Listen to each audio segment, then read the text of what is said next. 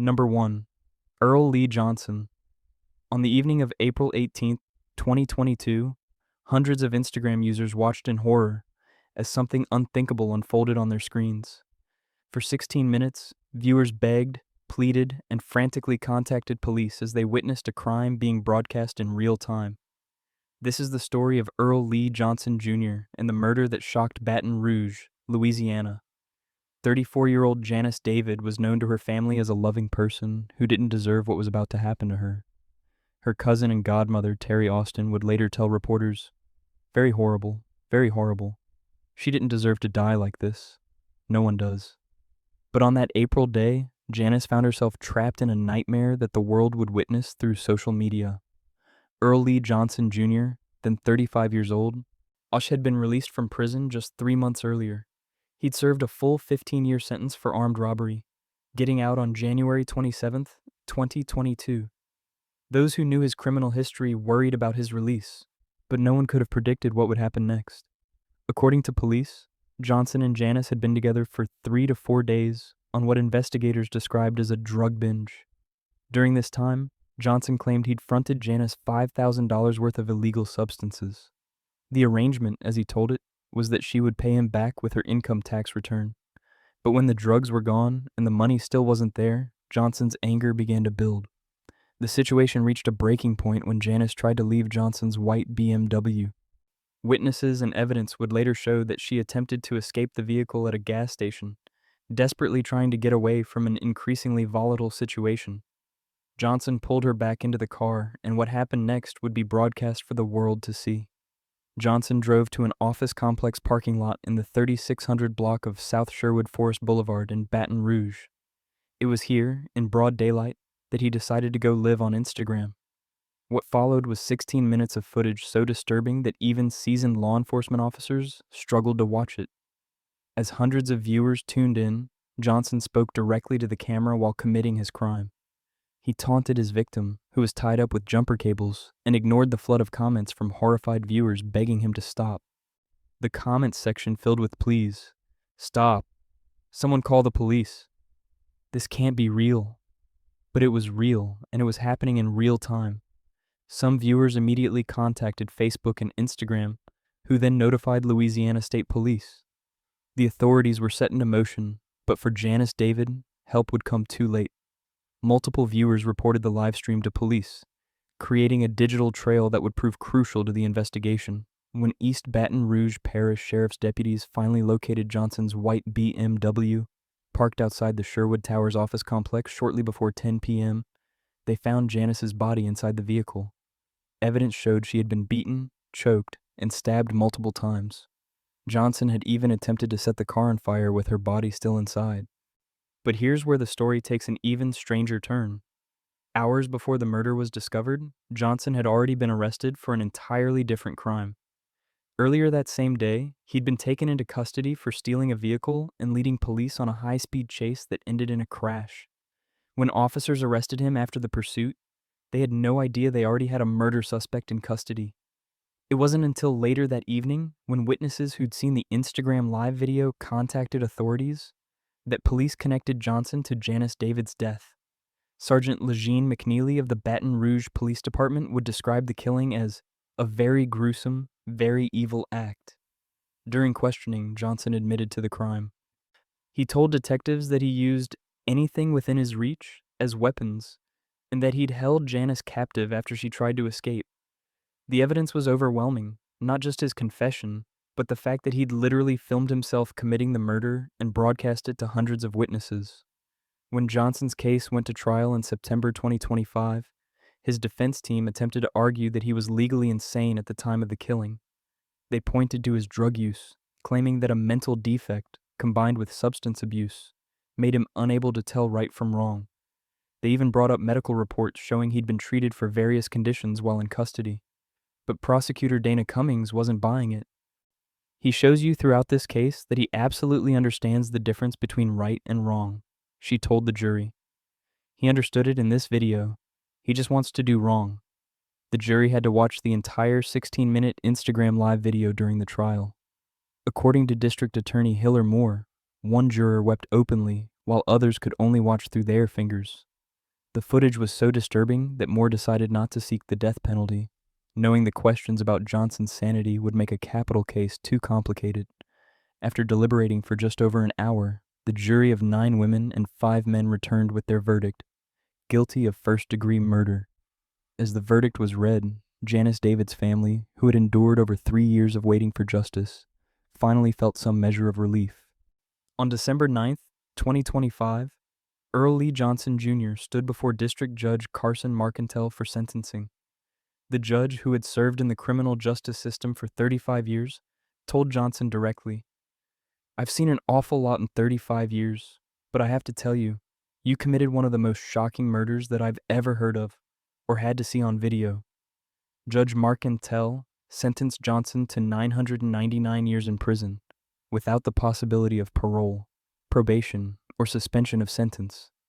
Louisiana law requires a mandatory life sentence for first-degree murder, and the judge made sure Johnson understood he would never walk free again. "This woman didn't have to die," the judge said.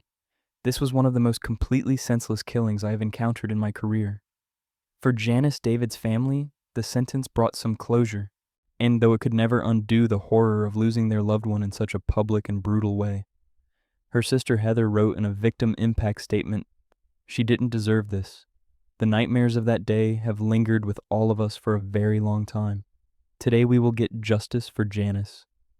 The case stands as a chilling reminder of how social media can transform from a platform for connection into a window onto humanity's darkest moments. And for the hundreds who watched that Instagram live stream on April 18th, 2022, the images they saw will likely haunt them forever. Number 2, Treeman Harry Dillon. 24-year-old Alice Ruggles had everything going for her. She was kind, clever, and beautiful, with an infectious personality and incredible sense of humor that lit up every room she entered. After graduating from Northumbria University in 2014, she'd landed her dream job at Sky's Newcastle office. Friends described her as outgoing, confident, and charismatic, someone who could cheer anyone up when they were down. But in October 2016, Alice's bright future would be brutally cut short by the one person who claimed to love her most. The story began innocently enough in October 2015, when Alice received a message on Facebook. A mutual friend had posted a photo of her, and Lance Corporal Treeman Dillon, who went by the name Harry, commented that she was the most naturally beautiful woman he'd ever seen. At the time, Dillon was serving in a non-combat role in Afghanistan with the 2nd Battalion Royal Regiment of Scotland. What started as friendly messages soon became a long-distance relationship, with Alice sending care packages to Afghanistan and Dillon sending her flowers with sweet notes attached. When Dillon returned to the UK in early 2016 and was stationed at Glencorse Barracks near Edinburgh, about 120 miles from Alice's home in Gateshead, the relationship intensified. But something changed. The charming soldier Alice had gotten to know online became someone very different in person. Friends and family noticed that the confident, outgoing Alice they knew began to fade away, replaced by someone who seemed isolated, self-conscious, and timid. Dillon's behavior became increasingly controlling. He demanded constant attention, always expecting Alice to be available to answer his calls immediately. He made snide comments about her appearance, systematically undermining her confidence. When Alice socialized with friends, Dillon would show up unexpectedly, persuading her to leave with him instead, deliberately isolating her from her support network. He even took control of her Facebook account, monitoring her every move online. The cumulative effect was devastating. Alice fell out with her housemates and moved to a new ground-floor flat in Gateshead, shared with her work colleague Maxine McGill. In just a few short months, Alice had lost much of her self-confidence and felt she had no friends left. Her family would later learn that Dillon's controlling behavior wasn't new. He had a restraining order filed against him by his ex-fiancée Eniku Nemet back in 2013, after he spat in her face and called her vile names when he saw her with a new boyfriend. In August 2016, Alice discovered that Dillon had been contacting other women on social media and dating apps, attempting to start relationships behind her back. When she confronted him with this betrayal and ended their relationship, Dillon refused to accept it. What had been coercive control during their relationship transformed into a relentless campaign of stalking. The harassment was immediate and overwhelming. Dylan bombarded Alice with hundreds of text messages and phone calls daily, using different phones to get around being blocked. He left unwanted gifts on her windowsill. He sent threatening voicemails and even threatened to kill himself in attempts to manipulate her back into the relationship. Most terrifyingly, he began showing up at her flat at night, knocking on her door and her bedroom window, watching her sleep. Alice's family believes he installed spyware on her phone because he seemed to know details from private conversations that he couldn't have known otherwise. He even hacked into her Facebook account to track her movements and monitor her communications. Alice tried everything to make it stop. She changed her routine, altered her social media presence, and sought help from those around her. When Dylan learned that Alice had started seeing someone new, another British Army officer named Mike James, his obsession intensified further. Despite warnings from both the police and his army superiors, Dylan continued his campaign of terror. On October 3rd, 2016, 9 days before her death, Alice finally contacted the Northumbria police. Officers were initially sympathetic and reassuring, telling her that Dylan could be stopped. They formally recorded the incident as harassment and issued a police information notice, or PIN, essentially a harassment warning with no legal standing. 7 days later, on October 10th, Alice contacted police again to report that Dylan was still harassing her, but this time the response was drastically different. The second report wasn't even recorded as being linked to the first incident, and no action was taken. Alice was devastated, believing that nothing could or would be done to stop her stalker. Just 2 days before her murder, Alice said something chilling to her mother. "Mom, I think he's going to kill me." Her mother, Dr. Sue Hills, would later recall, "And I just thought, this doesn't happen, but it does happen."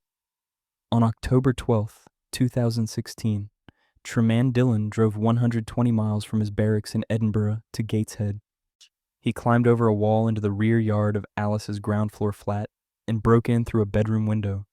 He knocked on the door 3 times, each time slipping away when there was no answer, playing a terrifying psychological game. Then he waited inside for Alice to come home from work. When Alice's roommate Maxine McGill came home that evening to grab her phone before heading to her boyfriend's place, she found the flat locked with no response from Alice. She climbed through a window and discovered a nightmare. Alice was lying on the bathroom floor in a pool of blood. Maxine made a frantic 999 call, hysterically telling the operator that Alice's throat had been slashed, and immediately naming Dylan as the perpetrator. The autopsy revealed the horrific extent of the attack. Alice had been slashed at least 6 times across the throat, wounds so deep they cut through her carotid artery, windpipe, and voice box all the way to her spine. Pathologist Dr. Jennifer Bolton testified that Alice sustained 24 separate injuries in total, including defensive wounds on her hands from trying to protect herself. The injuries were described as unsurvivable, with Alice dying from catastrophic blood loss. When police arrested Dylan at his barracks the following day, he showed not a shred of remorse. Instead, he concocted an elaborate lie, claiming that Alice had attacked him with the carving knife and that she'd accidentally stabbed herself when he put her in a headlock. He claimed she'd hit her head on the sink and pushed the knife into her own throat. Dr. Bolton's expert testimony demolished this absurd story, in making it clear that Dylan's account was completely inconsistent with the injuries Alice sustained. At his trial at Newcastle Crown Court in April 2017, the jury took less than 2 hours to see through Dylan's lies and convict him of murder. Judge Paul Sloan didn't mince words during sentencing. He described the murder as an act of utter barbarism and told Dylan directly, "Not a shred of remorse have you shown from first to last. Indeed, you were concentrating so hard on getting your story right, when giving evidence you forgot even to shed a crocodile tear." Dylan was sentenced to life in prison with a minimum term of 22 years. He showed no reaction when the verdict was read. Following the trial, an investigation by the Independent Office for Police Conduct found that 2 officers involved in Alice's case had committed misconduct, while another performed unsatisfactorily.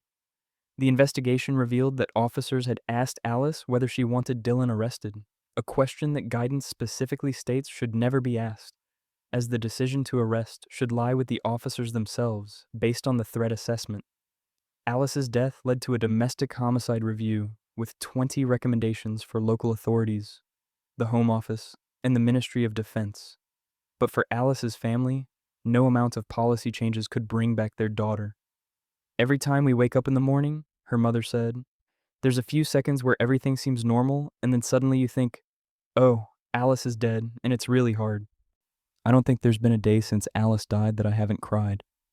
Alice's family established the Alice Ruggles Trust, a charity dedicated to raising awareness of stalking and coercive control. They support a stalkers register in the UK to track serial offenders and protect future victims. As Alice's father, Clive Ruggles, put it, when warned by the police, around 50% of stalkers will immediately stop the behavior, but the ones that do not, like Dylan, can be extremely dangerous. Stalking, in these cases, is murder in slow motion. Alice Ruggles' story serves as a devastating reminder that the warning signs of domestic abuse and stalking must be taken seriously before it's too late. Number 3, Janelle Potter. In the small town of Mountain City, Tennessee, population roughly 2,500, everyone knew everyone else's business. So when 36-year-old Billy Payne and his fiancée, 23-year-old Billie Jean Hayworth, were found shot dead in their home on January 31st, 2012, with their 7-month-old baby Tyler miraculously surviving in his mother's arms, the entire community was left reeling. What seemed like a straightforward investigation would soon reveal one of the most bizarre and twisted murder plots in American criminal history.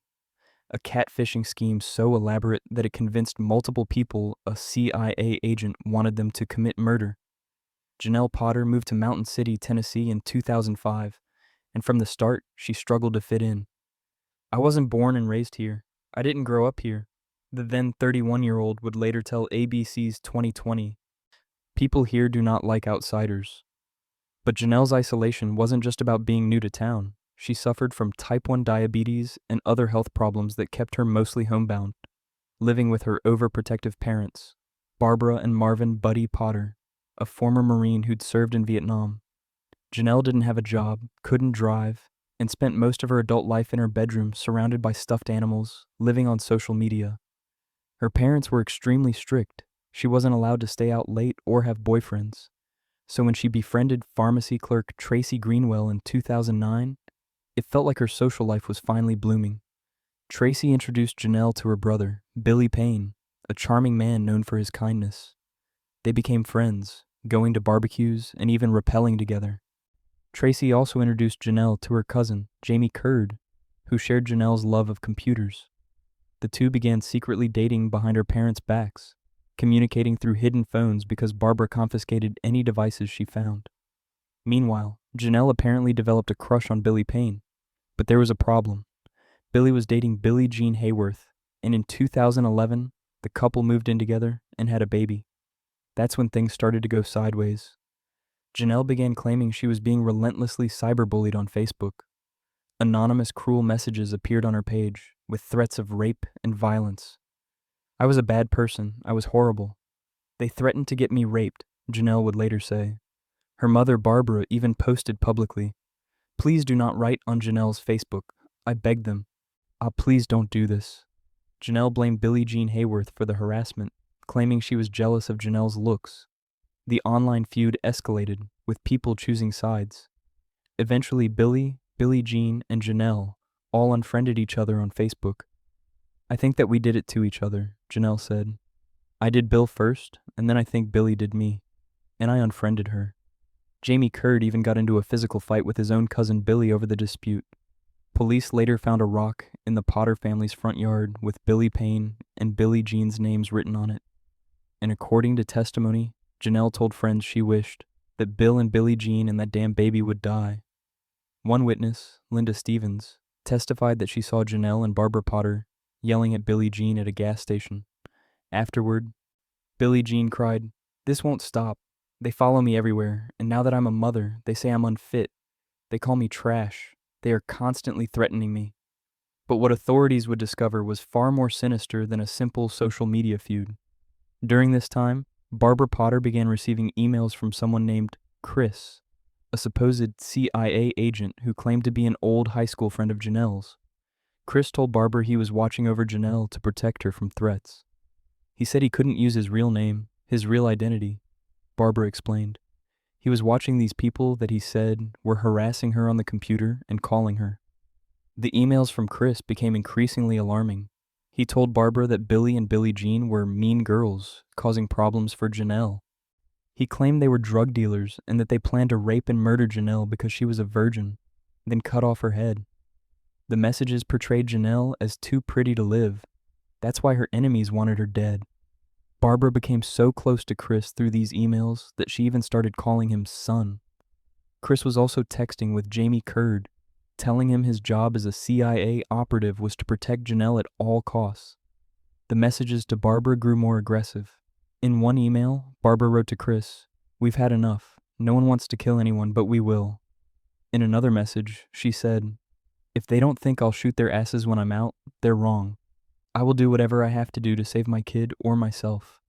They will breathe their last breath. Bud is so ready." Remarkably, on just 15 days before the murders, Barbara even sent herself an email with an article from a Christian website titled, "Can God Forgive a Murder?"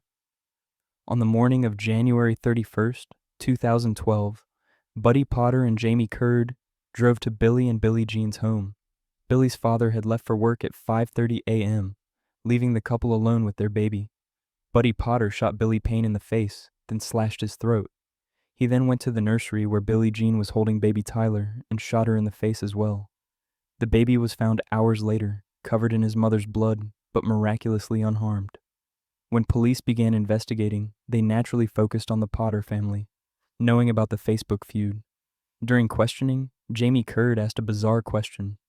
"Is the CIA here?" After failing a polygraph test, Curd confessed that he and Buddy had committed the murders on orders from Chris, the CIA agent who'd told them Janelle's life was in danger. But when investigators seized the Potter family's computer and impounded Buddy's truck, they made shocking discoveries. In the truck, they found bags of shredded emails, which an agent meticulously reconstructed, over 100 pages of what appeared to be thousands of messages. The reconstructed emails contained phrases like, "that damn baby," and "kill, kill, kill." The breakthrough came when they analyzed the IP address of all the emails supposedly from CIA agent Chris. Every single one traced back to the Potter family's home computer, specifically to Janelle's email account. Chris didn't exist. Janelle had catfished her own parents and her boyfriend, creating an elaborate fake persona to manipulate them into murder. Social media allowed Janelle Potter to be someone that she wasn't, prosecutor Dennis Brooks explained. She could assume a different identity and be as hateful as she wanted to be. Tennessee Bureau of Investigation. Special Agent Scott Lott was stunned by the manipulation. Barbara would take this information and show it to Buddy. "Buddy, look what they're trying to do to Janelle." And finally, they just pushed him to his limit where he couldn't take it anymore. Buddy Potter was convicted of 2 counts of first-degree murder in October 2013 and sentenced to 2 life sentences. In a 2021 post-conviction hearing, he finally confessed, admitting for the first time that he'd pulled the trigger. Jamie Curd took a plea deal, receiving 25 years in prison for facilitation of first-degree murder in exchange for testifying against the Potter family. He's since been released on parole. Janelle and Barbara Potter were arrested in August 2013.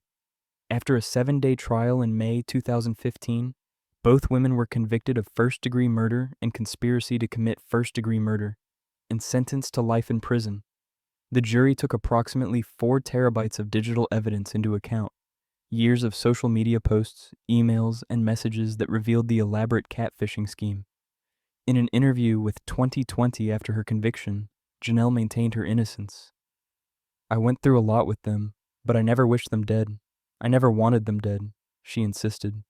She claimed that Chris had used her email account to protect his own identity, and that she'd changed her passwords multiple times, but nothing ever showed up in her sent folder.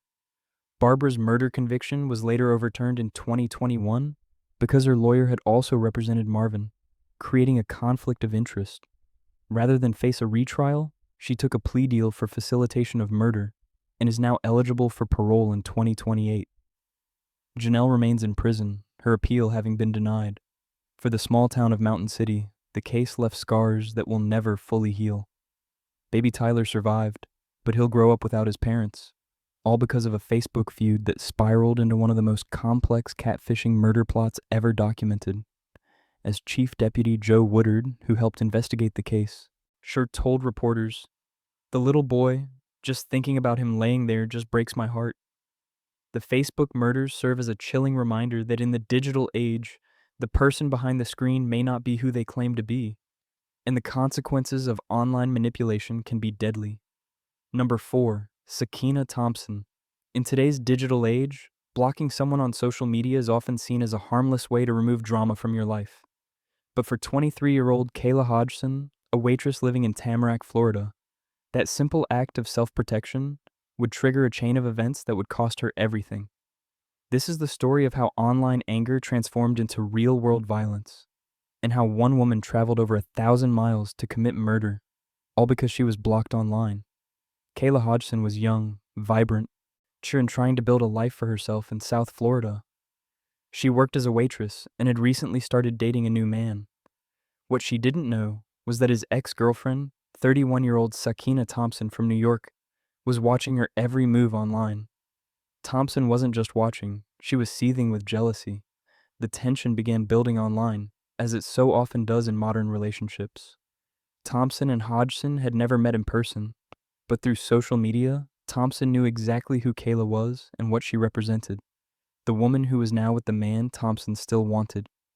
The two women exchanged a series of tense messages, with Thompson making it clear she was not happy about the new relationship. The messages became increasingly hostile, and Kayla made a decision that millions of people make every day. She blocked Thompson on social media.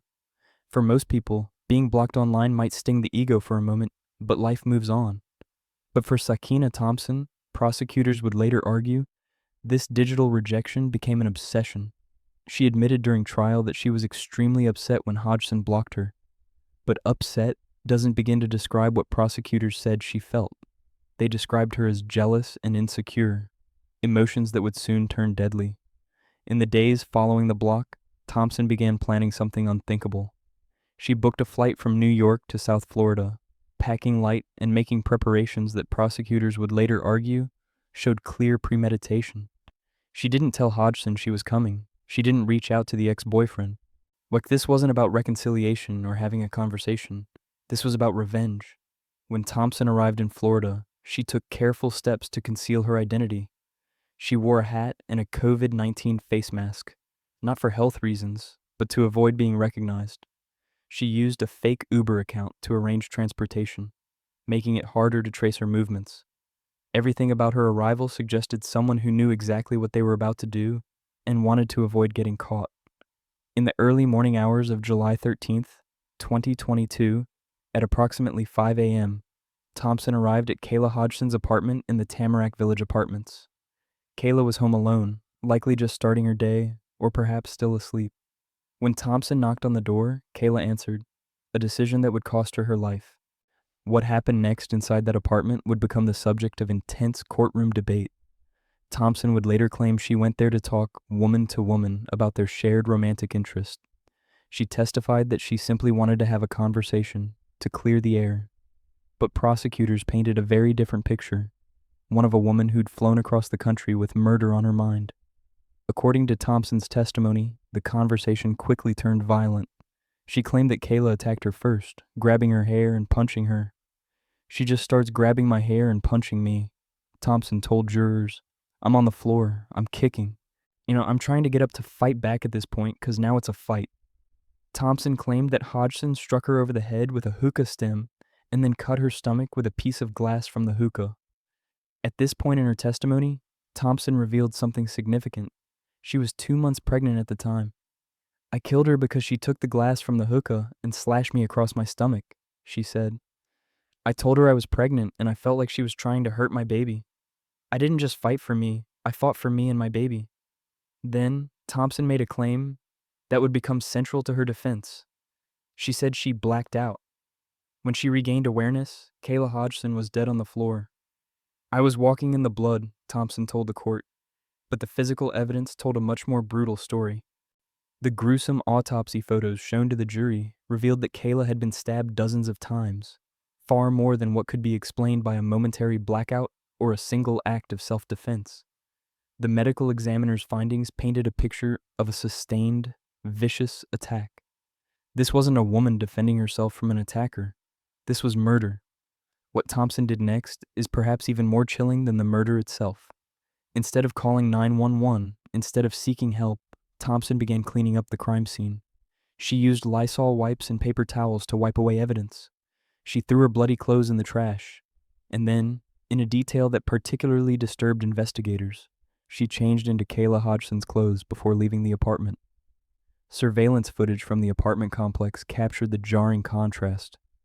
When Thompson arrived around 4 a.m., she was wearing one outfit.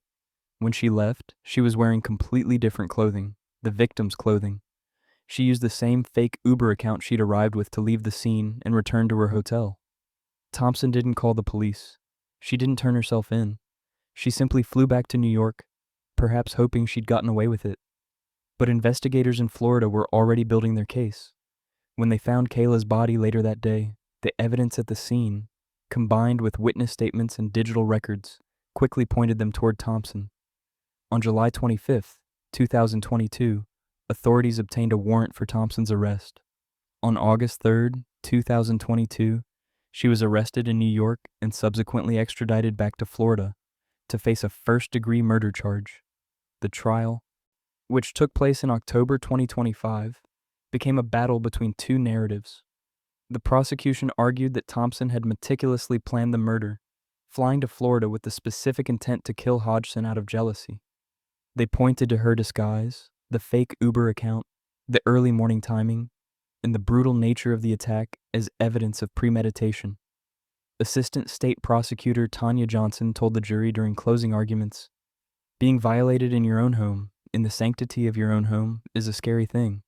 What's even scarier is being attacked, being brutally murdered in your own home, and that person getting away with it."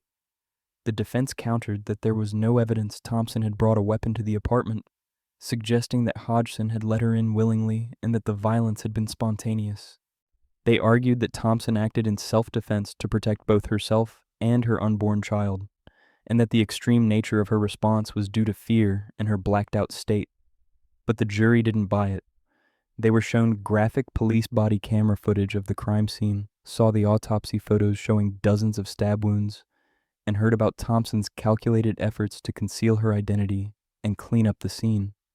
After hearing 4 hours of closing arguments, the jury deliberated for just 1 hour before returning their verdict on October 15th, 2025. Guilty. First-degree murder. When the verdict was read, Kayla Hodgson's family embraced each other in the courtroom, tears of relief streaming down their faces. "We're just so thankful in this moment that the jury was able to see the story for what it is. That Kayla did not deserve to die the way that she did," family members told reporters. Kayla's mother, Carrie Hodgson, said the outcome brought the family some peace, knowing justice has been served. On December 1st, 2025, Sakina Thompson was sentenced to life in prison without the possibility of parole. Before sentencing, 10 members of Hodgson's family and friends delivered powerful victim impact statements. What she did was wicked and evil, and a person like her, it's important they never see the light of day again, said Hodgson's cousin Melanie John. Another cousin, Alicia Mitchell, added, "I feel like I can finally start some type of healing." The case of Sakina Thompson and Kayla Hodgson serves as a chilling reminder that the anger we feel in the digital world can have devastating consequences in the real one. Being blocked on social media is not a justification for violence. It's not even close. But for someone already consumed by jealousy and rage, that digital rejection became the trigger for an unthinkable act. Kayla Hodgson was just 23 years old when her life was taken from her. She'll never get to experience the future she was building, never get to pursue her dreams, never get to see another sunrise, all because someone couldn't handle being blocked online. Thompson now has a lifetime behind bars to think about what she did. But for Kayla's family, no sentence can bring back the young woman they lost. Number 5, Jack Seppel. When 19-year-old Ashley Wadsworth boarded a plane from Vernon, British Columbia to England in November 2021, she was filled with excitement. After years of online communication with Jack Seppel, the boy she'd met on Facebook when she was just 12 years old, she was finally going to spend real time with him. Her father, Ken, drove her to the airport for what would be the last time he'd ever see his daughter alive. Just 2 months later, Ashley would be dead, stabbed 90 times by the man she'd crossed an ocean to be with. Ashley Wadsworth was described by everyone who knew her as strong, smart, witty, and kind. She was the backbone of our little family, her mother, Christy Gendron, would later say. Ashley was a member of the Mormon Church, had been accepted to Thompson Rivers University in Kamloops, and had her whole life ahead of her. During her gap year, she decided to use a 6-month tourist visa to visit England and finally meet Jack Seppel in person. The two had first connected online in 2015, when Ashley was 12 and Seppel was 15. They'd maintained a long-distance relationship over the years, though it was on and off, and Seppel had relationships with other women during this time. Still, there was something about their connection that made Ashley want to give it a real try. So she packed her bags and flew to Chelmsford, Essex, a city of about 180,000 people, an hour northeast of London. At first, things seemed to be going well. They moved into a one-bedroom flat together on Tennyson Road. They even adopted a kitten together, a little furball they named Winston. Neighbors said the young couple appeared happy together initially. Ashley posted cheerful photos on Facebook from a trip to London with Seppel and his parents for his birthday on January 8, 2022. The pictures showed her smiling at landmarks like the Houses of Parliament, Tower Bridge, and Royal Albert Hall. She described it as an amazing trip to London with Jack and his parents. But behind the smiling photos, darkness was growing. What Ashley's family didn't know, what they couldn't have known, was that Jack Seppel had a long, disturbing history of violent and controlling behavior toward women. And because of privacy laws in the UK, that information wasn't readily available to people searching for it. Seppel's violent pattern began when he was just 15 years old. In 2014, he met a 14-year-old girl online and took naked photos of her without permission. When she broke up with him, he hacked into her Facebook account and posted the images publicly. The girl filed a restraining order against him. Just a month later, Seppel breached that order by requesting to follow her on Instagram. That same year, he got into an argument with his mother about his Xbox gaming console. The argument escalated to the point where he shoved her to the floor and tore a door off its hinges. His own mother had to obtain a restraining order against him. In September 2014, Seppel breached the restraining order again by creating a new Instagram account to contact his victim after she'd blocked him. This resulted in a detention sentence. The following month, he pleaded guilty to trying to break into a supported living facility. In 2020, Seppel met a woman on Facebook and they quickly moved in together. But she eventually found him to be jealous and unpredictable. When she tried to break up with him, Seppel put his hand around her throat and locked her inside the house. She had to escape through a window. Afterward, he bombarded her with messages and phone calls. Months prior to that incident, he'd locked a different woman inside his home. He was charged with false imprisonment, common assault, and coercive or controlling behavior. However, because the victim didn't attend the trial hearing to provide evidence, he couldn't be convicted, though a non-conviction restraining order was filed. By the time Ashley Wadsworth arrived in England, Jack Seppel had accumulated an extensive record of harassment, assault, breaching restraining orders, and controlling behavior toward multiple women. But when Ashley's family tried to research him online before she left Canada, nothing came up. In Canada, criminal records are easily accessible through web browser searches. Niche but UK privacy laws protected Seppel's violent past. As Ashley's visit continued, Seppel's true nature began to emerge. He became violent and controlling. He took control of her social media accounts, changing all her passwords and deleting her posts. He even smashed her phone, leaving Ashley unable to contact anyone for help, trapped in a foreign country with an abuser. Ashley's cousin Kaylee would later explain. He was very possessive over Ashley's belongings, especially her cell phone. He was going through her social media. The reason this whole battle started from the beginning was because he had seen an old chat where she flirted with somebody. In one frightening incident, Ashley's sister Haley was on FaceTime with her and watched in horror as Seppel started beating Ashley. Haley immediately tried to get her an earlier plane ticket home.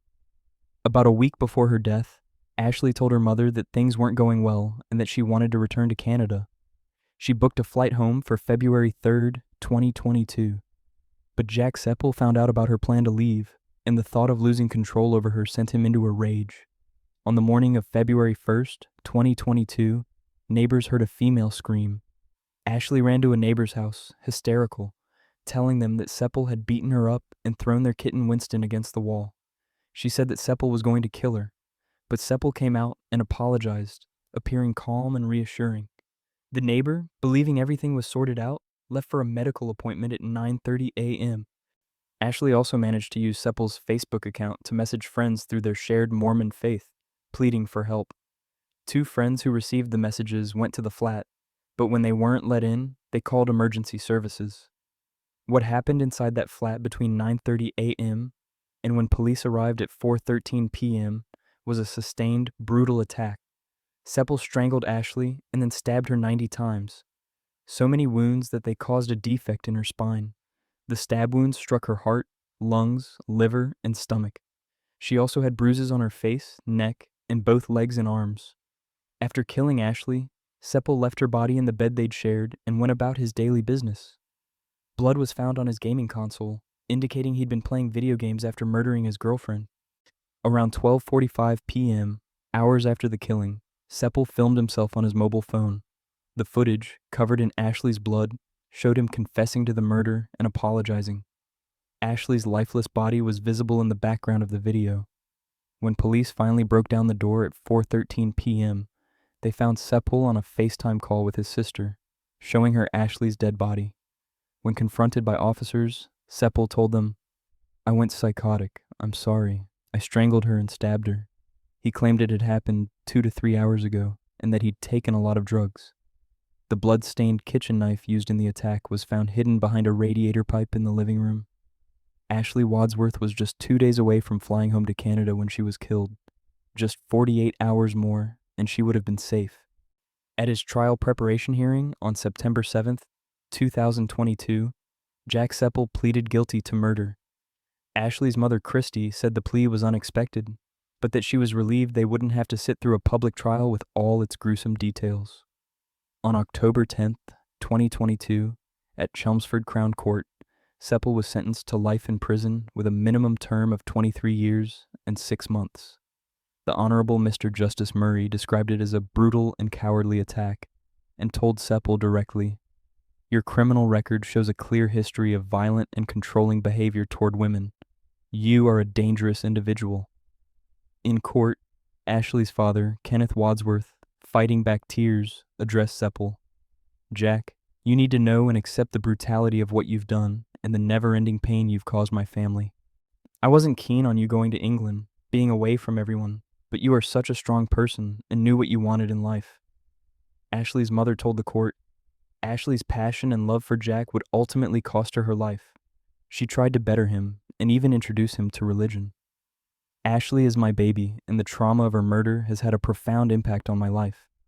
I am constantly on edge and in fear. I only sleep an hour or two at a time, as the nightmare of her last moments is all I can think about. Night times are the worst for me. My last memories will always be her funeral and holding her cold hand. This is a nightmare that, thanks to you, Jack, we will never wake up from." After the sentencing, Ashley's sister Haley spoke about how things might have been different if Seppel's criminal history had been accessible. "Where we live in Canada, you can search up a criminal," she explained. "I don't think you should have to ask for permission to know about a criminal. They should not be protected, and they should not be hidden, and people should know." The tragedy of Ashley Wadsworth's death has led to real change. Essex Police became the first force in the UK to implement a new database system that tracks repeat domestic abusers across multiple relationships, allowing police to proactively warn new victims. The database currently monitors 123 people across the county who have repeatedly demonstrated coercive control, stalking, and harassment. Detective Superintendent Cornish of Essex Police said, "We know domestic abusers move between relationships. We need to move with them and protect and safeguard the victims they go to. And I think the legacy is that we needed to better identify the perpetrators at risk and get on the front foot." As Christy Gendron, Ashley's mother, said in her message to others, "Our beautiful Ashley flew to England excited, alive and well, but sadly flew home in a box. Please be warned and leave these violent, toxic, and dangerous relationships now. If your gut tells you something isn't right then, please, trust that feeling and intervene right away. It's too late to save Ashley, But it's not too late to save yourself or someone you love. Number 6. Devin Leggett. In the age of social media, we've all seen heated arguments play out online. Twitter feuds, Instagram beefs, comment sections turning toxic. Most of the time, people eventually cool down, block each other, or just move on with their lives. But sometimes, in the most tragic of circumstances, online arguments spill into the real world with deadly consequences. This is the story of how a dispute about rap music on Twitter led to an 18-year-old being gunned down in an Indianapolis parking lot, leaving a family shattered and a community asking, how did it come to this? 18-year-old Gerald Parker, known to his friends and family as Gerald, had his whole life ahead of him. He loved baseball and music, and in February 2016, he was just weeks away from graduating high school. His mother, Seneca Jackson Jones, described him as a bright, loving young man who brought joy to everyone around him. Gerald was the kind of kid who had dreams, who made plans, who thought about his future. But on the evening of February 3rd, 2016, all of those dreams would be cut short because of words typed on a screen. The trouble started, as it so often does these days, on Twitter. Gerald Parker and a friend were scrolling through their feeds when they came across the account of 19-year-old Devin Leggett and his friends. They were posting about their rap music, sharing their tracks, clearly taking pride in their work. But Gerald and his friend didn't think much of what they heard. So they did what millions of people do every day on social media. They left a comment. They tweeted that Leggett and his friends couldn't rap. It was meant as trash talk, the kind of dismissive comment that gets thrown around constantly in the world of online music criticism. Maybe it was meant to be funny. Maybe it was just a thoughtless jab. Either way, for most people, it would have been the kind of insult you roll your eyes at and move on from. But for Devin Leggett, those words struck a nerve. His pride was wounded, his ego was bruised, and instead of letting it go, he decided to escalate. Leggett responded on Twitter with a post that should have been a warning sign to everyone involved. If anyone got a problem with us, we can solve that right now. Hit my line, he tweeted. It was a direct challenge, an invitation to take their online beef into the real world. And unfortunately, pride and reputation led Gerald Parker to accept that challenge. What followed was a flurry of texts and tweets between the two groups. Messages went back and forth, the tension building with each exchange. Finally, they set up a face-to-face meeting. Gerald was at a friend's apartment in a complex on the northwest side of Indianapolis when Leggett called. "We outside," Leggett said. Those two words set in motion a chain of events that would end in tragedy. Gerald Parker and his friends left the apartment and went outside to confront Leggett's group. It was the kind of confrontation that happens too often among young people trying to prove themselves, trying to show they're not soft, trying to defend their reputation. Other teenagers were there, watching, witnessing what would happen next. According to court documents, a fight broke out between the two groups, and then Devin Leggett pulled out a gun and opened fire. Multiple shots rang out in that parking lot. Gerald Parker was hit several times, falling to the ground seriously injured. His friend immediately tried to help, hoisting Gerald into a nearby vehicle. Desperate and panicking, they banged on the windows of other cars, begging someone, anyone, to let them use a cell phone to call for help.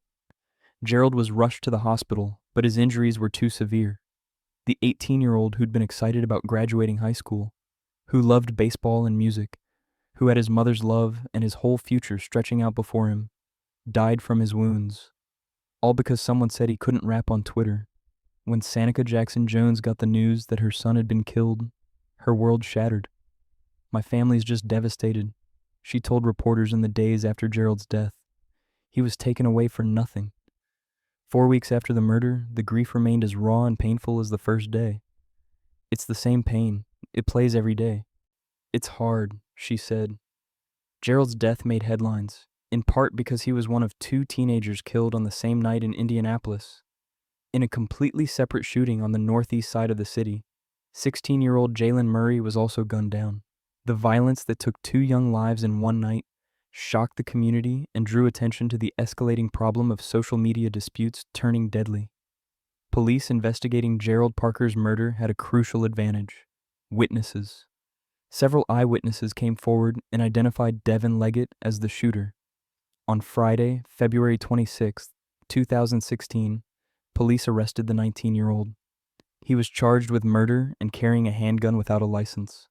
When Sanka heard about the arrest, her reaction wasn't what she expected. I can't have my son back. I thought I would be jumping for joy that they caught somebody. Instead, I'm like, why? What made you do this? The question haunted her. How could someone kill her child over something so trivial, so meaningless? As the case moved through the court system, the senseless nature of Gerald's death became even more apparent. The motive, if you can even call it that, was nothing more than hurt pride over an online comment. It's very heartbreaking to know your child is gone over something so silly and so simple, Sanika told reporters. It amazes me how something so simple turned into something so big, and it just doesn't make sense. In January 2018, nearly 2 years after Gerald Parker's death, Devin Leggett pleaded guilty to involuntary manslaughter and carrying a handgun without a license. He was sentenced to 6 years in prison. While Leggett avoided a murder conviction through his plea deal, the sentence meant he would spend years behind bars thinking about how a Twitter comment led him to take another young person's life. For Gerald Parker's mother, no sentence could ever bring back her son or ease the constant pain of his absence. She used her tragedy as a warning to other young people who might find themselves in similar situations. I think the only thing I want kids to understand is you have to think before you do things, Sanika said. I want kids to understand that you have to think before you do things. Her message was clear. Words on social media might seem harmless, but they can have real-world consequences. Pride and reputation aren't worth dying or killing for. Guns don't solve problems. They create tragedies that echo through families and communities for generations. The case of Devin Leggett and Gerald Parker stands as a stark reminder of how the disconnect between online interactions and real-life consequences can be deadly. When you're typing away on your phone, hiding behind a screen, it's easy to forget that your words are reaching real people with real feelings. And when pride gets involved, when ego takes over, when guns are accessible to people who haven't learned to control their emotions, the results can be catastrophic. Gerald Parker should have graduated from high school. He should have gone on to pursue his love of baseball and music. He should have had the chance to grow up, fall in love, build a career, maybe have a family of his own. Instead, he became another statistic, in another young life lost to senseless gun violence triggered by social media drama. His mother's words echo as a warning to us all. It amazes me how something so simple turned into something so big, and it just doesn't make sense. In the end, it doesn't make sense. It never will.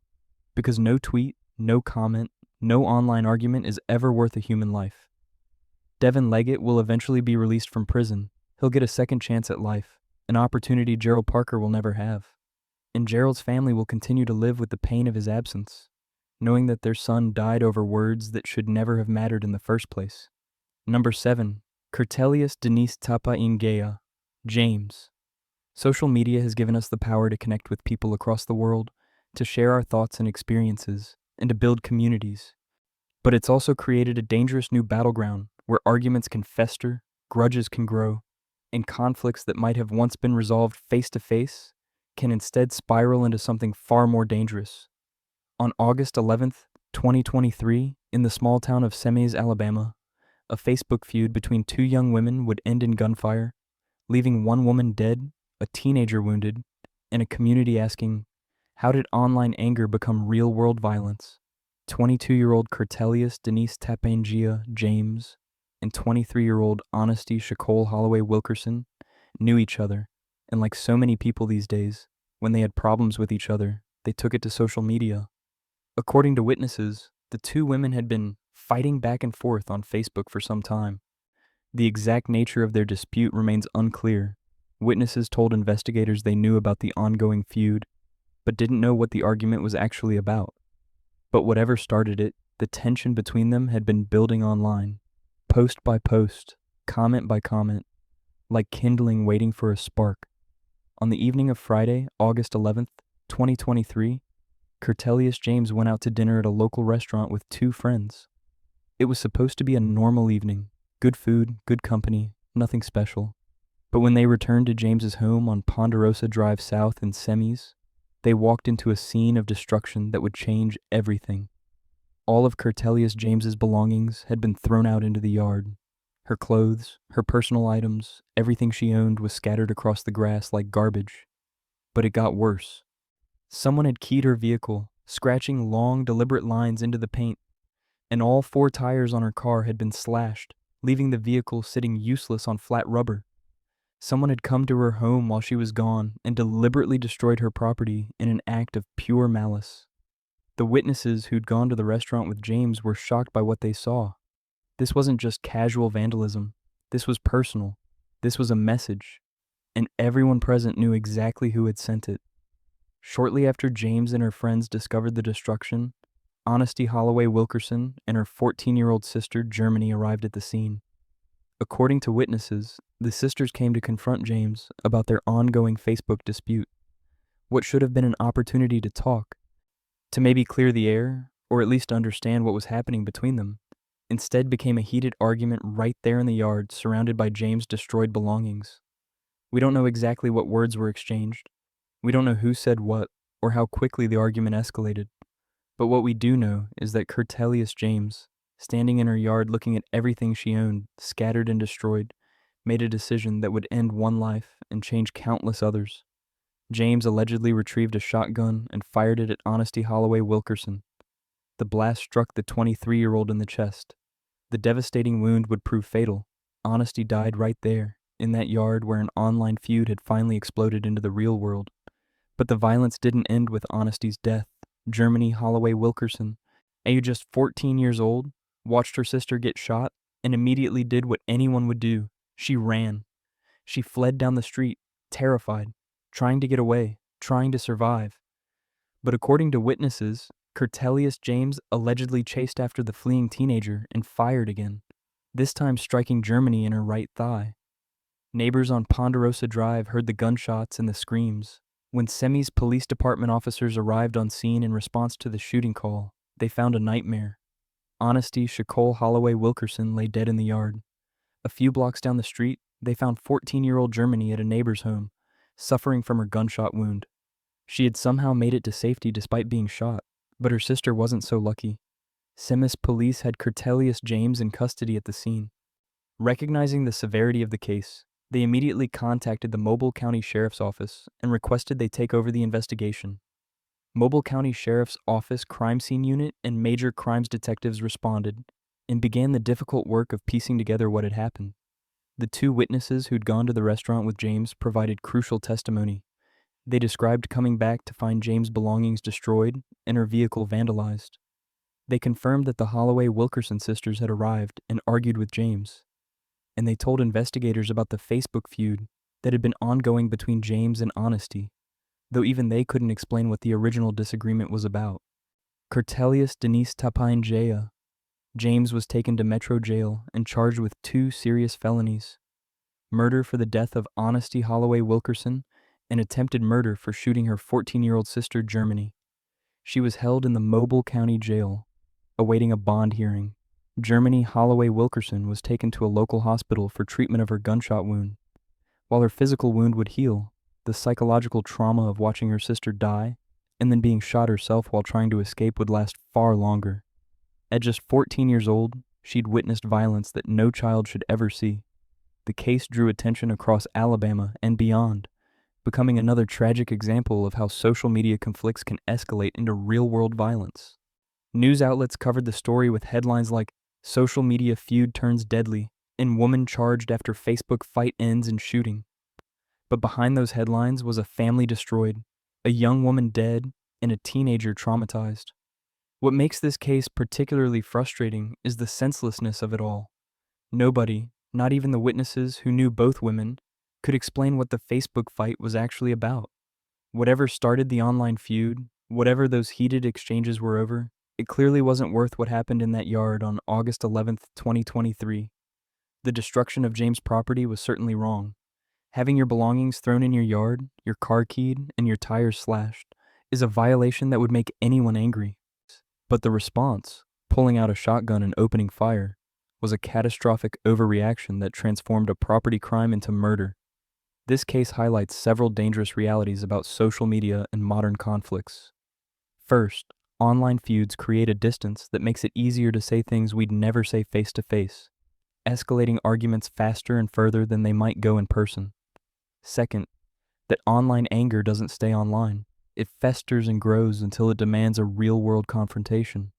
And third, when emotions are already running high and firearms are easily accessible, the results can be deadly.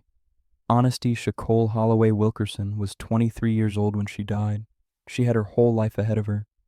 Whatever mistakes she may have made, whether she was involved in vandalizing James's property or just came to confront her about their online argument, she didn't deserve to die in a yard over a Facebook feud. Germany Holloway Wilkerson was just 14 years old when she was shot. She's now part of a statistic no child should be part of: survivors of gun violence who watched a family member die. And Cortelius Denise Tapangia James, just 22 years old, now faces spending potentially the rest of her life in prison. Her anger over destroyed property and an online argument led her to make choices that can never be undone. As the case moved through the Mobile County justice system, it served as yet another reminder that the block button exists for a reason, that walking away is always an option, that no Facebook argument, any no matter how heated, is worth pulling a trigger over. The specific details of their original dispute may remain unknown, but the outcome is crystal clear. One woman is dead, a teenager carries physical and emotional scars, and another young woman faces murder charges, all because an online feud was allowed to escalate into real-world violence. In the end, whatever they were fighting about on Facebook simply didn't matter.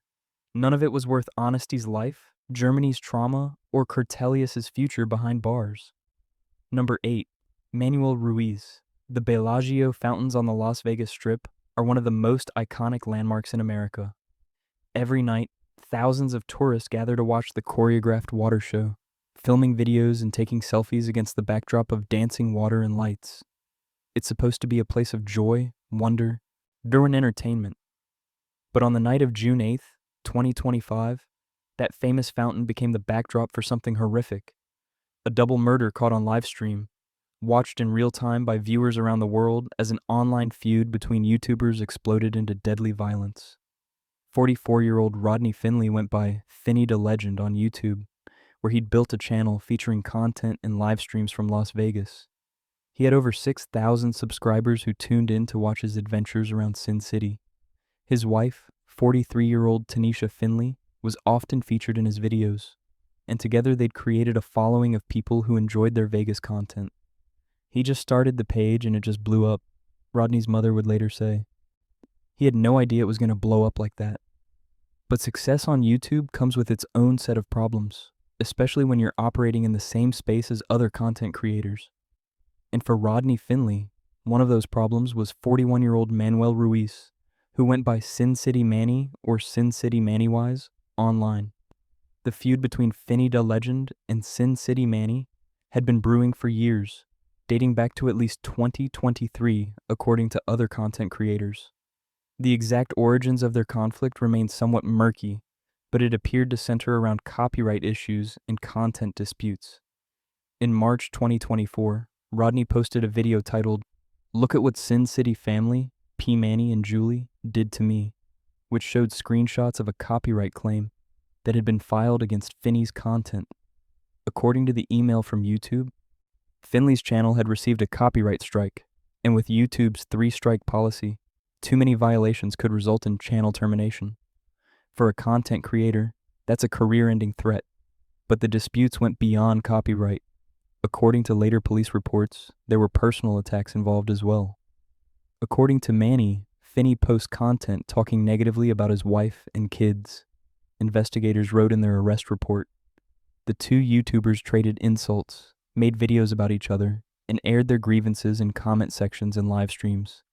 Their audiences got involved, taking sides and encouraging the conflict. What should have been resolved with blocks and mutes instead festered into something far more dangerous. The tensions between them had already spilled into the real world once before. On April 5th, 2025, just 2 months before the fatal shooting, Las Vegas police were called to Fremont Street after 2 groups were spotted yelling at each other and one male attempting to fight another male. That male was Manuel Ruiz, and he'd been confronted by Rodney Finley. According to the police report, Ruiz told officers he had tapped Finley's shoulder and that Finley did not like him due to Ruiz having more subscribers. The encounter resulted in Ruiz being cited for battery. He was scheduled to appear in court just 4 days after what would become the night of the shooting. Rodney's mother had been watching the escalating conflict with growing concern. "It was just back and forth," she told reporters. "He said he talked about the whole family." She warned her son that things were getting out of control. "I told my son, I said, 'Come on, this is getting too far, calm it down.'"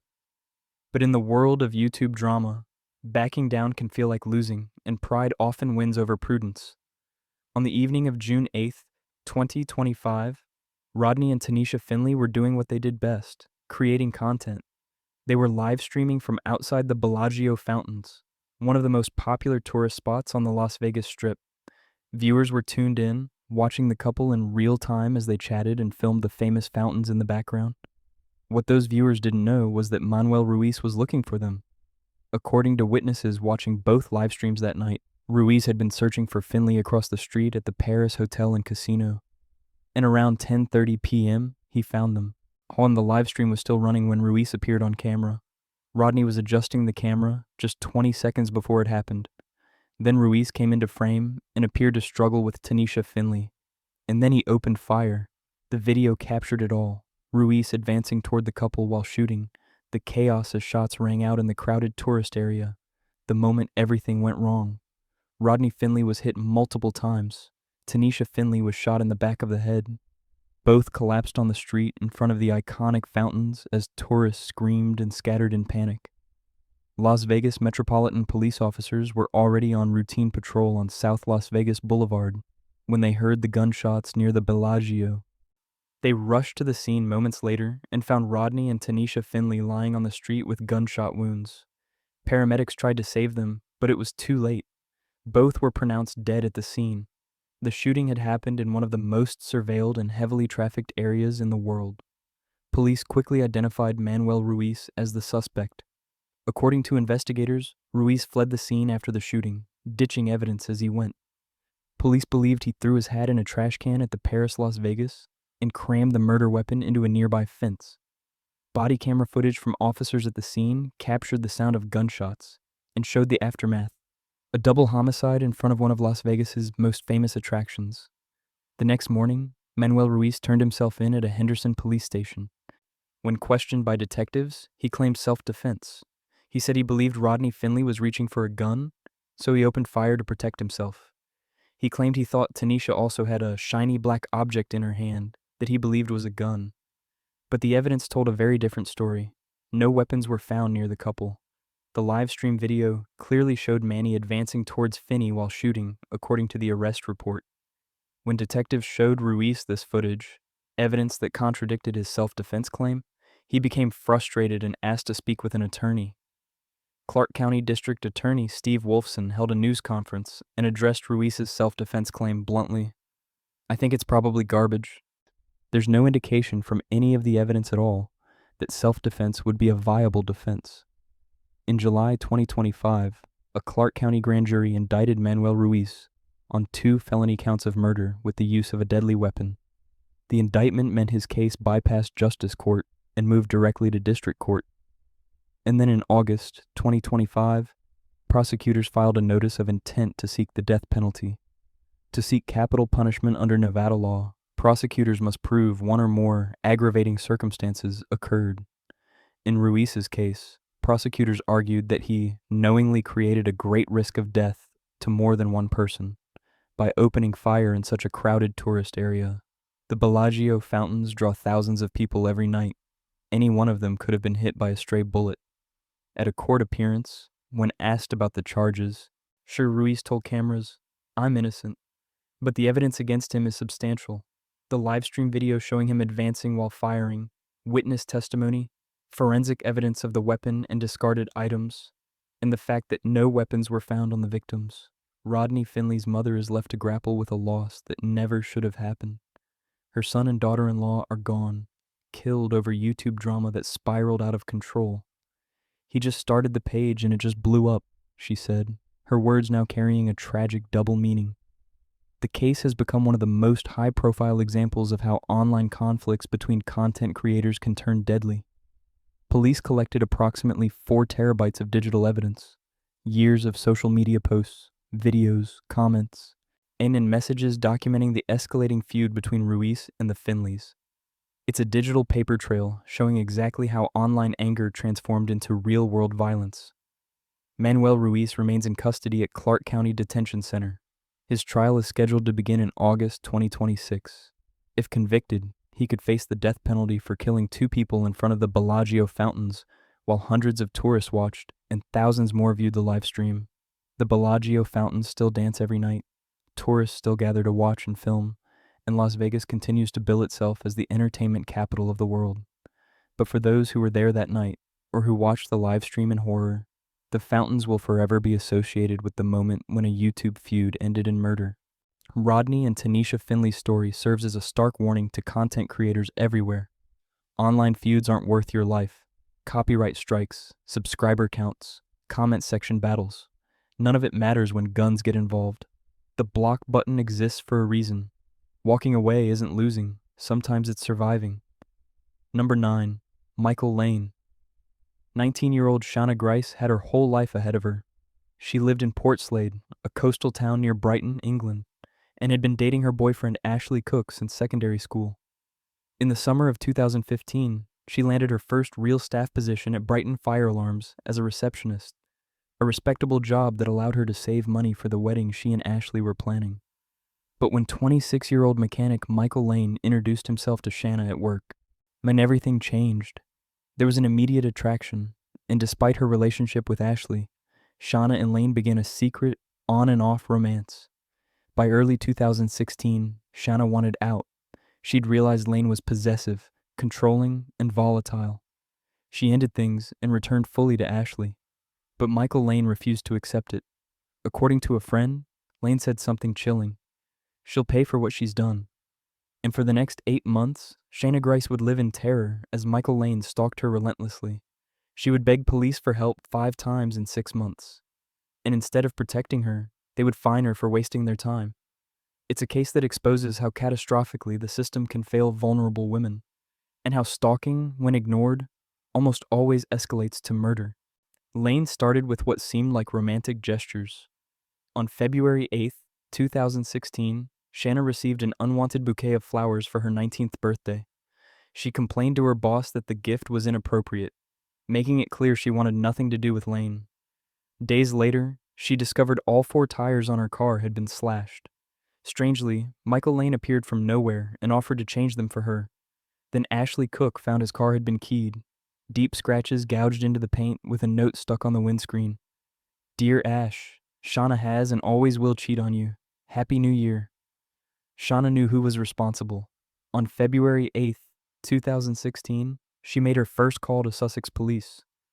I don't really know how to start this conversation, but I think I'm being stalked, she told them. She explained the flowers, the car damage, Lane hiding outside her house. What she didn't know yet was that Lane had also hidden a GPS tracker on her car that notified him via his mobile phone every time her vehicle moved. He was tracking her every movement.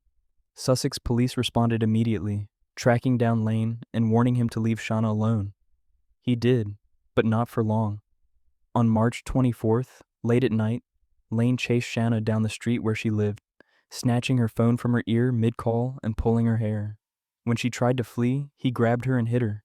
Shauna called the police again, reporting the assault. But this time, when officers investigated, Lane showed them text messages between him and Shauna that proved they'd been in an on and off relationship. He told police they were still together, that Shauna was lying to hide their affair from Ashley. MPC Trevor Godfrey looked at the messages, some of which Shauna had signed off with 5 kisses, and made a decision that would cost Shauna her life. He concluded Shauna was making false statements. She was lying about being stalked to hide her secret relationship.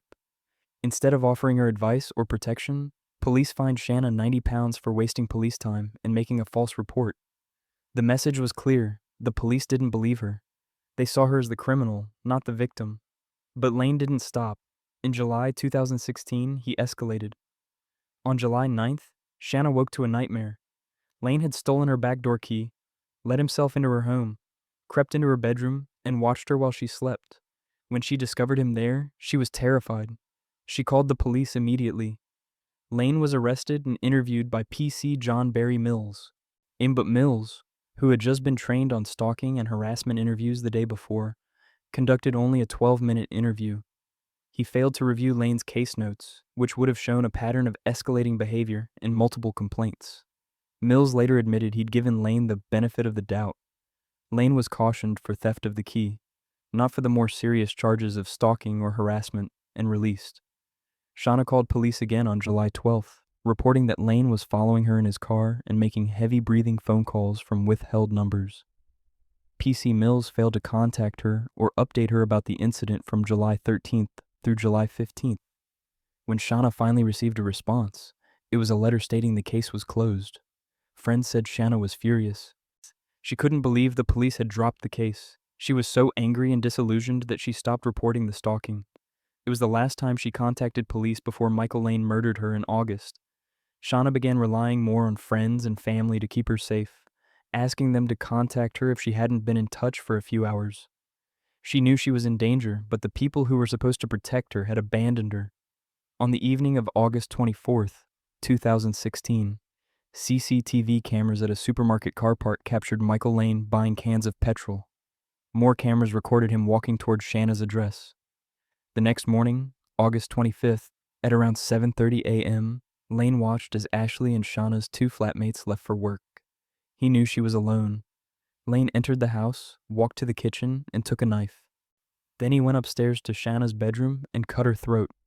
Afterward, he attempted to set fire to the scene to destroy evidence, pouring the petrol he'd purchased the night before. The fire failed to take hold. Before leaving, Lane used Shanna's credit card to withdraw 60 pounds from a cash machine, the transaction captured on CCTV. He then went to a local newsagent to check a lottery ticket, as if nothing had happened. When police arrested him that same day at his workplace in Burgess Hill, Lane initially lied about his movements before finally admitting he'd gone to Shanna's home. But he claimed he'd found the front door open and discovered Shanna's body already dead in her bedroom. He said he panicked and left without dialing 999, without checking her vital signs, without telling anyone what he'd found. And he claimed he stayed quiet because he was afraid of being accused of her murder. At Lewis Crown Court in March 2017, Lane pleaded not guilty to murder. He admitted to stalking Shanna, but insisted he hadn't killed her. The jury didn't believe him. After deliberating for just 2 hours, they returned a guilty verdict. Judge Sir Nicholas Green sentenced Lane to life imprisonment with a minimum term of 25 years, but he reserved some of his harshest words for Sussex police. "You jump to conclusions," the judge said of the officers. "She was treated as the wrongdoer and having committed a criminal offense, and Michael Lane was treated as the victim. There was seemingly no appreciation on the part of those investigating that a young woman in a sexual relationship with a man could at one and the same time be vulnerable and at risk of serious harm. In other words, police stereotyped Shauna because she'd had an on and off relationship with Lane, because she'd sent him texts with kisses. They assumed she couldn't also be his victim. They were wrong, and their mistake was fatal. After Lane's conviction, the truth became even more horrifying. An independent investigation revealed that 13 other women had reported Michael Lane to police for stalking. 13. Most of the complaints came from the 3 years leading up to Shanna's murder. A domestic homicide review found Lane had harassed 12 girls and young women between 2006 and 2016. He'd been arrested in 2010 over claims he groomed a 14-year-old girl when he was a volunteer scout leader. He resigned from the Scouts, but when he tried to rejoin in 2015, he wasn't recognized as a past member due to poor record keeping, and he volunteered for several more months. The investigation also uncovered accounts of Lane being very controlling in other relationships, bombarding women with explicit messages, loitering outside their homes, pestering women to sleep with him for money, harassing women he met in pubs, and sexually assaulting another woman. Michael Lane was a serial predator, and police had failed to connect the dots. The Independent Office for Police Conduct launched a 2-year investigation into Sussex Police's handling of Shauna's case. 14 officers and staff members were investigated. PC Trevor Godfrey, who fined Shanna for wasting police time, was found guilty of misconduct in July 2019. The panel ruled he would have been sacked had he not already retired. PC John Barry Mills resigned before his disciplinary hearing in May 2019. Both officers left without facing full accountability. Deputy Chief Constable Bernie O'Reilly issued an apology to Shanna's family.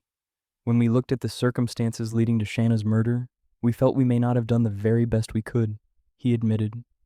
Sussex police accepted 6 recommendations from the police watchdog to improve how they deal with stalking cases, overhauling training and data systems. In August 2019, they announced they would no longer fine people reporting domestic abuse for wasting police time. But for Shanna's parents, Sharon Grice and Richard Green, it was too little, too late. Our daughter took her concerns to the police, and instead of being protected was treated like a criminal, they said in a statement. She paid for the police's lack of training, care, and poor attitude with her life. It's only right that the police make changes, but it's too little, too late for Shanna. A young girl went to them for protection and ended up murdered in her own home by the very person she'd asked the police to protect her from. The phrase used by many observers was that Sussex police failed to join the dots. Each of Shanna's 5 complaints was treated in isolation. No one detected the pattern of stalking and harassment that would end in her death.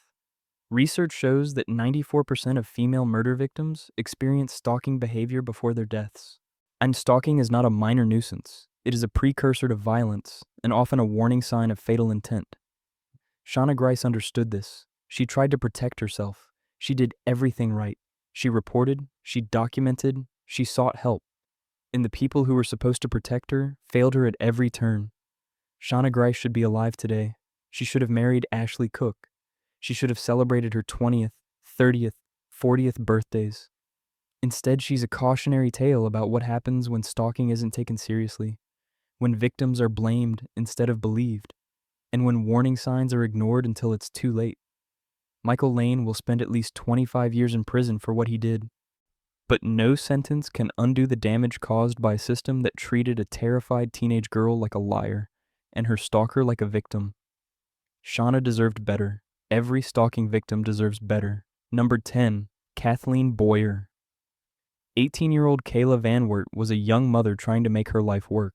She had a 1-year-old daughter with her boyfriend, 19-year-old Jorge de Jesus, and she was living with a host family in Scranton's Hill section while trying to get on her feet.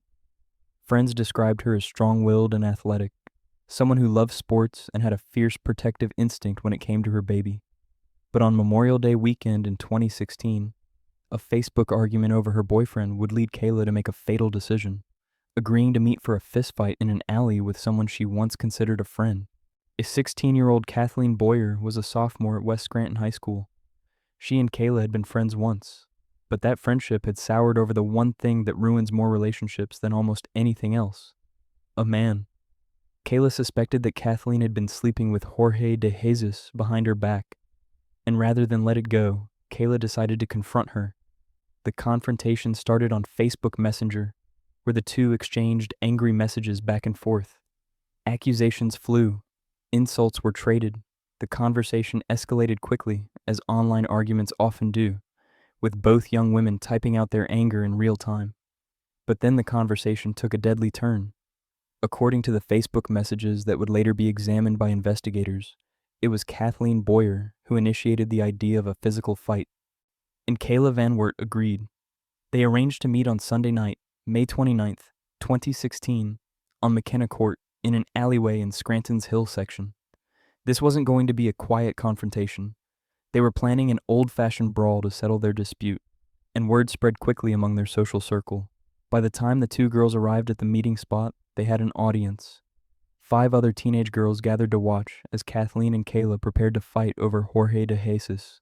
The fist fight began, and witnesses say that initially, Kayla appeared to be winning. She was overpowering Kathleen, getting the better of her in the physical confrontation. Kayla was strong and athletic, and it showed. But then suddenly, everything changed. Kayla began screaming.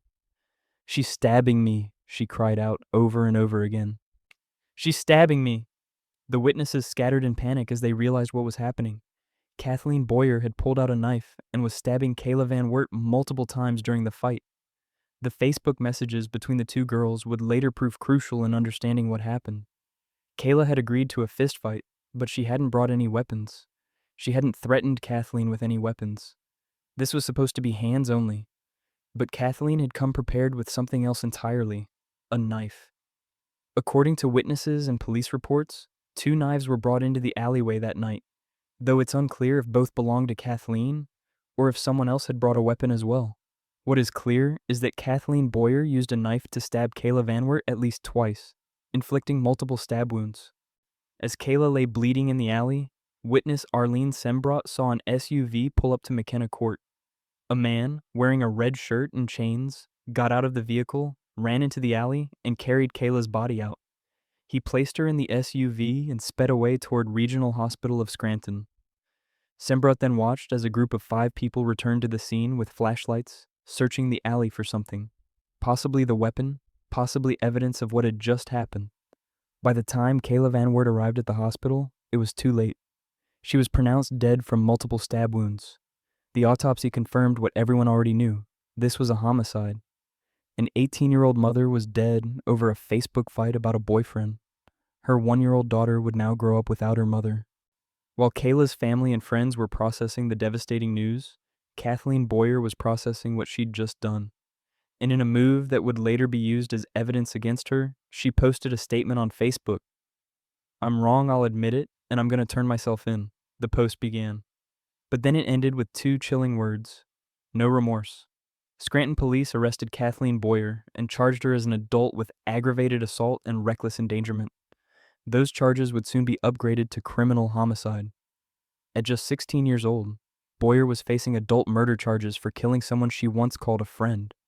At her arraignment, as she was led into court, reporters asked her about the stabbing. Kathleen Boyer had just 3 words: self-defense, I'm sorry. But the evidence told a very different story.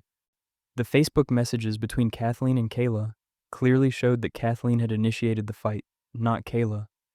Kayla had agreed to meet and engage in a fistfight, but she hadn't brought weapons or threatened violence beyond a physical altercation.